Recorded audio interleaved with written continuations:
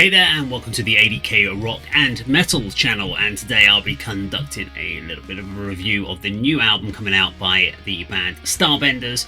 The album is called Take Back the Night.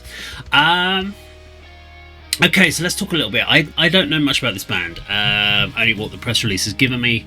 It's not a band I've come across before, but they have been going for a little while. First impressions was, we talk a little bit on this channel about names of the band and whether or not they engage you. Starbenders is not a name that I would have naturally gone towards, so if I'd seen it on the old HMV going through the CD rack, that came across, I probably wouldn't have clicked on it or gone into it and had a look into it. And that would be a shame, because sometimes there is great music and the band name is not the best. And this to me is not a great band name, but I will put that to the side for now. The album we've got is a 13-track album. It's called Take Back the Night. I mean, all of this, the name of the Starbenders, Take Back the Night, all harks back to the 80s kind of glam rock, and that's kind of what they are. I mean, Take Back the Night makes me think of I think probably the one is what Def Leppard's On Through the Night. That's kind of where my head initially went. So yeah, that's the era I'm thinking of. As far as the listing from the PR press release, we've got the record, which sees the bands explore a darker and heavier side of life and their music, delving into deeper parts of their psyche, picking apart alcoholism, addiction, near-death experiences, and life-threatening pneumonia and mental illness. So quite a dark and twisted. And I can say it does get that vibe as the album goes through, to be honest. We have a sip of coffee. So, what I'm going to do is give you a very brief, there's 13 tracks, I'm not going to go into massive depth in them, I'm just going to give you my initial vibe, what I thought of each song top to bottom, and give you an overall kind of review of whether or not I think this is an album that you should be checking out. Visually, the front cover of the album, again, is kind of like early 80s, it reminds me a bit of Manowar-y, although it's not like loincloths, but it's scantily clad, there's an element of cheese, but we all love a little bit of cheese. That's true. So, yeah, it's a little off-putting, but when you put that to one side, your cheese factor goes off the scale. But when you put that aside, there is definitely a good album, I think, in here. So let's talk about the album. First song we come into is The Game. Clean intro. Starts with guitar, a little bit fuzz over the top, real husky vocal delivery. Great solid rock tempo. There's a bit of a chug around there, which is quite nice. I think the main difference from the other retro 80s sounding bands that I've heard is Kimmy Shelter, who's the vocalist. Her voice, she's got this really cool husky tone. It's kind of a blend between Joan Jett and Susie Sue. We've also a little bit of aspirations of an Anna Wilson from Heart in there at times. Good rocking track opener, nice guitar solos, and the solos actually are very good throughout the whole album. There's only one guitarist, which I also have to worry about sometimes with how they're performing this live, because there's a lot of like guitars with a solo over the top, and I think if you strip the guitars out and just had the bass playing, it wouldn't sound quite right. So I wonder how they're pulling those ones off live. Second track in is a song called Sex. We'll get a little more simps here. I mean, if you think about song-wise, think Sisters of Mercy meets Blondie at this point. There is some added weight that comes through on the chorus, which is really welcome, real kind of punches up the song.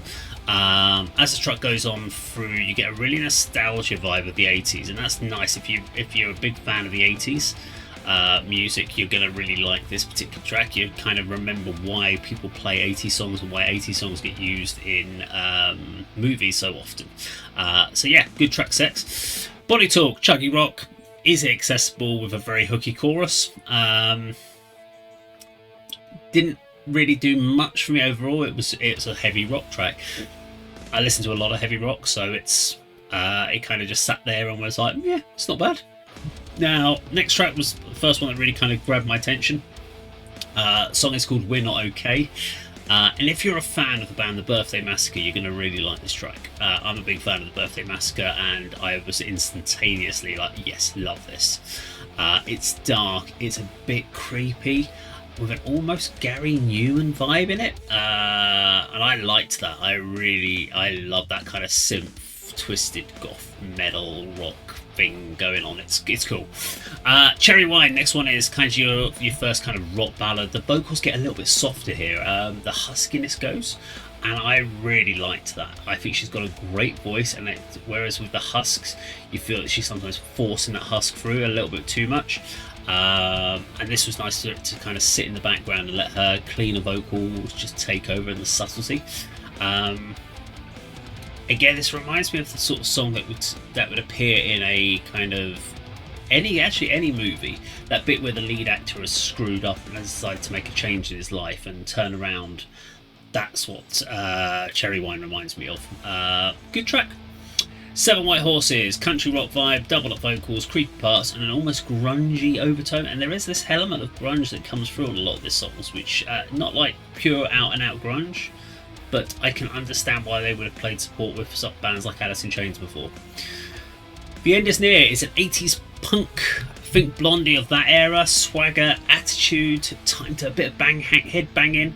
Chorus goes off into a kind of grungy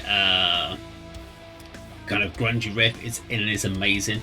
It's just how interesting how the 80s punk and the 90s grunge have got some really similar parts. Blood Moon, next track. Intro riff feels like it's from an Ozzy Osbourne album. It's more of a straight up rock track. Snappy vocal delivery. It's interesting, but I guess it's less interesting than the introspective works of the rest of the album, as it's a bit more straight up. I think this is going to be a great song for live, get the crowd going, and it does grow on you, this song. As I was reading my notes on this particular song, I was finding that initially up from the first verse, chorus, I was like, nah, I'm ready to skip now. And then it was like an audio worm. It wormed its way into your head a little bit. So by the end of the song, I was like, oh yeah, it's not actually okay. Yeah, I can go with that.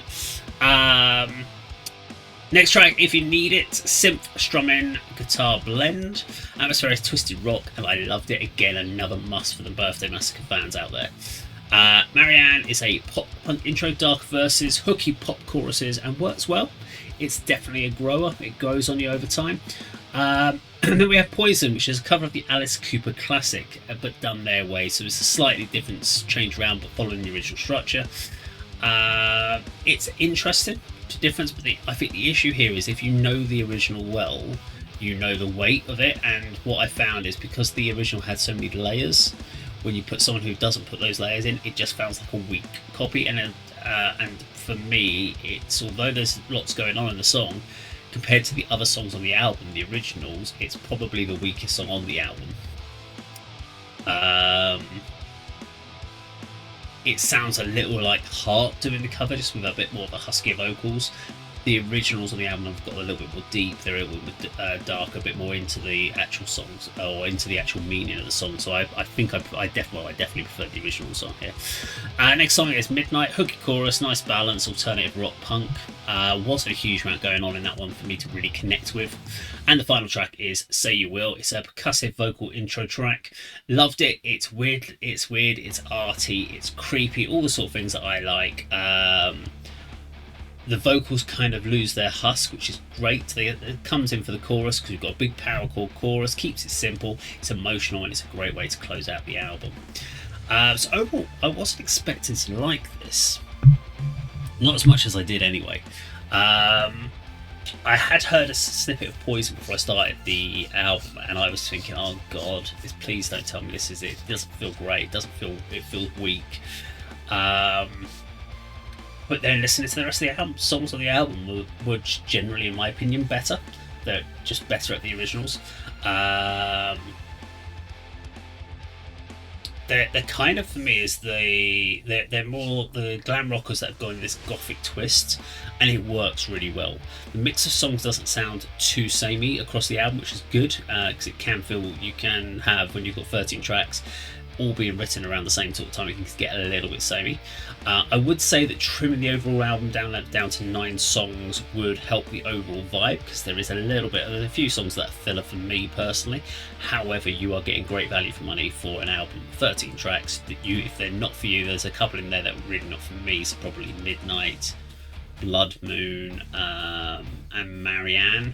probably would be the 3 that I would take out, and probably Poison. But for me, standout tracks on the album are Say You Will, If You Need It, The End Is Near, and We're Not Okay. I really love those 4.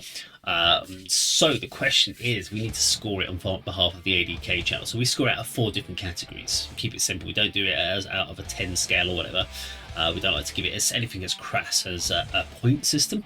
So we have it is you're either a bin it, i.e. it's rubbish, get rid of it.